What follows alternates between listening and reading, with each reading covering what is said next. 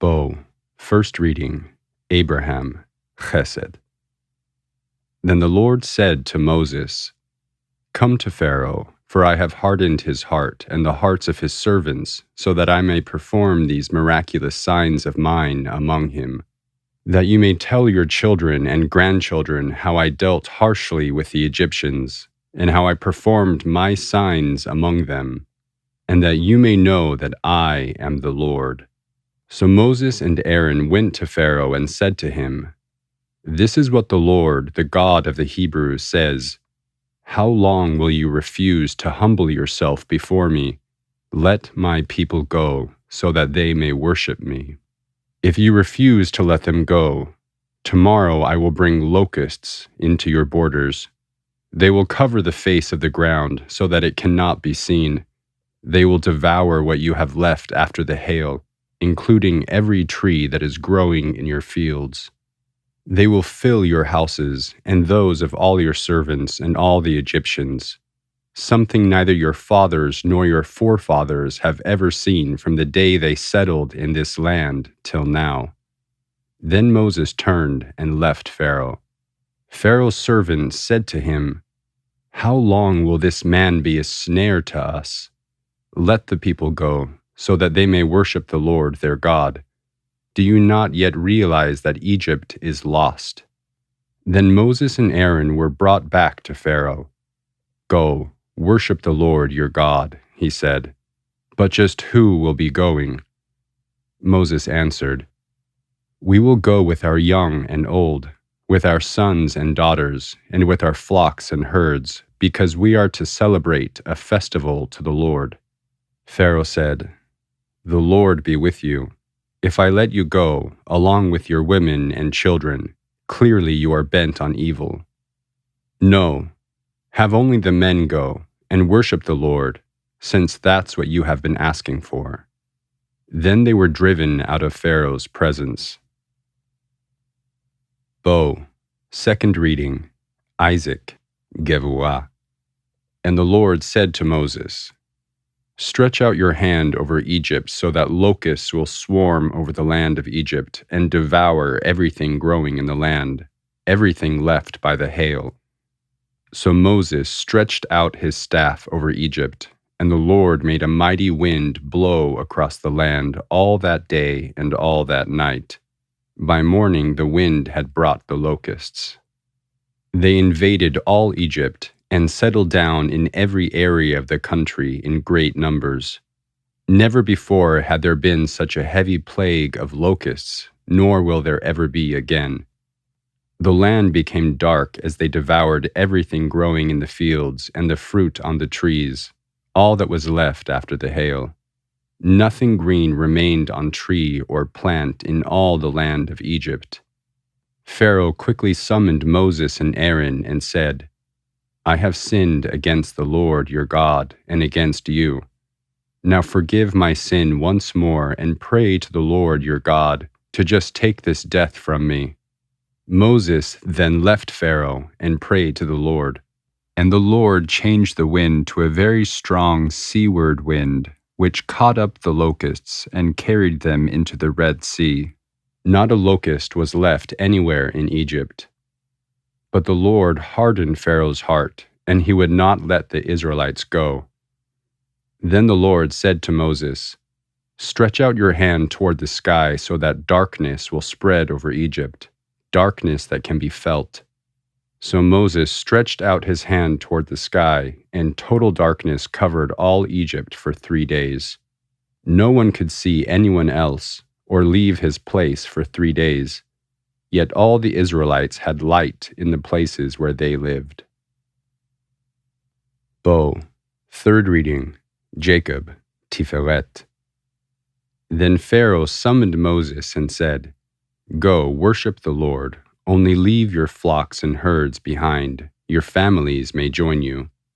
But Moses said, "You must allow us to have sacrifices and burnt offerings to present to the Lord our God. Our livestock too must go with us. Not a hoof is to be left behind. We have to use some of them in worshiping the Lord our God. and until we get there, we will not know what we are to use to worship the Lord." But the Lord hardened Pharaoh's heart, and he was not willing to let them go. Pharaoh said to Moses, "Get out of my sight. Make sure you do not appear before me again. The day you see my face, you will die." "Just as you say," Moses replied, "I will never appear before you again." The Lord said to Moses, "I will bring one more plague on Pharaoh and on Egypt. After that, he will let you go from here, and when he does, he will drive you out completely. Tell the people that the men should ask their neighbors and the women should ask their neighbors for articles of silver and gold." The Lord made the Egyptians favorably disposed toward the people, and Moses himself was highly regarded in Egypt by Pharaoh's servants and by the people. Bo, fourth reading, Moses, Netzach. So Moses said, "This is what the Lord says, about midnight I will go throughout Egypt, and every firstborn son in Egypt will die, from the firstborn son of Pharaoh who sits on the throne, to the firstborn son of the slave girl who is at her handmill, and all the firstborn of the cattle. There will be a loud cry throughout Egypt, worse than there has ever been or ever will be again. But among the Israelites not a dog will bark at any man or animal. Then you will know that the Lord makes a distinction between Egypt and Israel. All these officials of yours will come to me, bowing down before me and saying, 'Go, you and all the people who follow you.' After that I will leave." Then Moses, hot with anger, left Pharaoh. The Lord had said to Moses, "Pharaoh will refuse to listen to you, so that my wonders may be multiplied in Egypt." Moses and Aaron performed all these wonders before Pharaoh, but the Lord hardened Pharaoh's heart, and he would not let the Israelites go out of his country. The Lord said to Moses and Aaron in Egypt, "This month is to be for you the first month, the first of the months of the year. Speak to the entire congregation of Israel, saying that on the 10th day of this month, each man is to take a lamb for his family, one for each household. If any household is too small for a whole lamb, they must share one with their nearest neighbor, accounting for each person according to how much of the lamb he would consume. The lamb must be a pure, year-old male lamb. From the lambs and the goats you shall take. You will guard them until the 14th day of the month, and slaughter it, the entire assembly of the congregation of Israel, at twilight. And you shall take from the blood, and put it on the 2 doorposts and on the frame of the houses where the lambs are eaten. And you shall eat the meat on that night, roasted over fire, and unleavened bread with bitter herbs you shall eat. Do not eat the meat raw or cooked in water, but roast it over the fire, head, legs, and inner parts. Do not leave any of it till morning. If some is left till morning, you must burn it. This is how you are to eat it, with your cloak tucked into your belt, your sandals on your feet, and your staff in your hand. Eat it in haste. It is the Lord's Passover. I will pass through Egypt on that same night and strike every firstborn in Egypt, both men and animals, and I will bring judgment on all the gods of Egypt. I am the Lord. The blood will be a sign for you on the houses where you are, and when I see the blood, I will pass over you. No deadly plague will touch you when I strike Egypt. This is a day you are to commemorate. For the generations to come you shall celebrate it as a festival to the Lord, a lasting ordinance. For 7 days you are to eat unleavened bread, but on the first day you shall remove grain from your houses. For whoever eats anything leavened must be cut off from Israel, from the first day through the 7th day. On the first day hold a sacred assembly, and another one on the 7th day. You shall do no work at all on these days, except to prepare food for everyone to eat. That is all you may do. And you shall guard the unleavened bread, because it was on this very day that I brought your legions out of Egypt. You shall keep this day as a lasting ordinance for the generations to come. From the beginning of the 14th day, in the evening, you shall eat unleavened bread until the 21st day of the month in the evening. For 7 days no grain shall be found in your houses, because anyone who eats that which is leavened shall be cut off from the congregation of Israel. Whether he is a stranger or native-born, eat nothing that is leavened. In all of your habitations you shall eat unleavened bread. Bo, 5th reading, Aaron, Hod. Then Moses summoned all the elders of Israel and said to them, Go at once and select a flock for your families and slaughter the Passover lamb. And you shall take a bunch of hyssop, dip it into the blood in the basin, and touch it to both sides and the top of the doorframe with the blood from the basin. And not one of you shall go out the door of his house until morning. When the Lord goes through the land to strike down the Egyptians, he will see the blood on the top and sides of the doorframe, and the Lord will pass over that doorway, and he will not permit the destroyer to enter your houses and strike you down. Obey these instructions as a lasting ordinance for you and your descendants. When you enter the land that the Lord will give you as he promised, observe this ceremony. And when your children ask you, What does this ceremony mean to you? Tell them, It is the Passover sacrifice to the Lord, who passed over the houses of the Israelites in Egypt, and spared our homes when he struck down the Egyptians. Then the people bowed down and worshipped. The Israelites did just what the Lord commanded Moses and Aaron.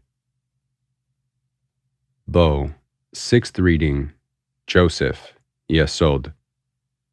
At midnight the Lord struck down all the firstborn in Egypt, from the firstborn of Pharaoh who sat on the throne, to the firstborn of the prisoner who was in the dungeon, and the firstborn of all the livestock.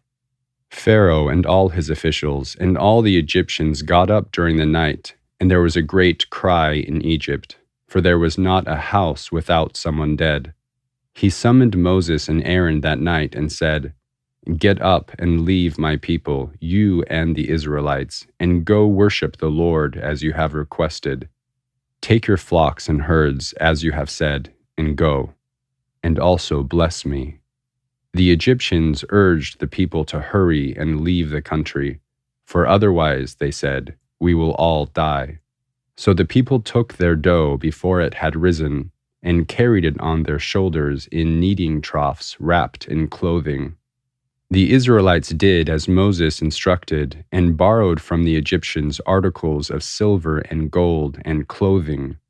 The Lord had made the Egyptians favorably disposed toward the people, and they gave them what they asked for, so they took advantage of the Egyptians. The Israelites journeyed from Ramesses to Sukkot. There were about 600,000 men on foot, besides women and children. A mixed multitude went up with them, as well as large droves of livestock, both flocks and herds. With the dough they had brought from Egypt, they baked cakes of unleavened bread. The dough had not risen because they had been driven out of Egypt and did not have time to prepare food for themselves. Now the length of time the Israelite people lived in Egypt was 430 years. At the end of the 430 years, to the very day, all the Lord's divisions left Egypt. Because the Lord kept vigil that night to bring them out of Egypt, on this night all the Israelites are to keep vigil to honor the Lord for the generations to come. The Lord said to Moses and Aaron, These are the regulations for the Passover. No foreigner is to eat of it. Any slave you have bought may eat of it after you have circumcised him, but a temporary resident and a hired worker may not eat of it. It must be eaten inside one house. Take none of the meat outside the house. Do not break any of the bones. The whole community of Israel must do this. A foreigner living among you who wants to celebrate the Lord's Passover must have all the males in his household circumcised. Then he may take part like one born in the land. No uncircumcised male may eat of it. The same law applies to the native-born and to the foreigner living among you. All the Israelites did just what the Lord had commanded Moses and Aaron. And on that very day the Lord brought the Israelites out of Egypt by their divisions. Bo, 7th reading, David, Malchut. The Lord said to Moses, "Consecrate to me every firstborn male. The first offspring of every womb among the Israelites belongs to me, whether man or animal." Then Moses said to the people, "Remember this day, the day you came out of Egypt, out of the land of slavery, because the Lord brought you out of it with a mighty hand. Eat nothing containing yeast. Today, in the month of Aviv, you are leaving. When the Lord brings you into the land of the Canaanites, Hittites, Amorites, Hivites, and Jebusites, the land he swore to your forefathers to give you, a land flowing with milk and honey, you are to perform this ceremony in this month. For 7 days eat unleavened bread, and on the 7th day hold a festival to the Lord. Eat unleavened bread during those 7 days. Nothing with yeast in it is to be seen among you, nor shall any grain be seen anywhere within your borders. On that day tell your son, 'I do this because of what the Lord did for me when I came out of Egypt.' This observance will be for you like a sign on your hand and a reminder on your forehead that the law of the Lord is to be on your lips. For the Lord brought you out of Egypt with his mighty hand. You must keep this ordinance at the appointed time, year after year, after the Lord brings you into the land of the Canaanites and gives it to you, as he promised on oath to you and your forefathers. You are to give over to the Lord the first offspring of every womb. All the firstborn males of your livestock belong to the Lord. Redeem with a lamb every firstborn donkey, but if you do not redeem it, break its neck. Redeem every firstborn among your sons. Bo, Maftil. In days to come, when your son asks you, "What does this mean?" say to him, "With a mighty hand the Lord brought us out of Egypt, out of the land of slavery. When Pharaoh stubbornly refused to let us go, the Lord killed every firstborn in Egypt, from the firstborn human to the firstborn animal. This is why I sacrifice to the Lord the first male offspring of every womb, and redeem each of my firstborn sons. And it will be like a sign on your hand and a symbol on your forehead that the Lord brought us out of Egypt with his mighty hand."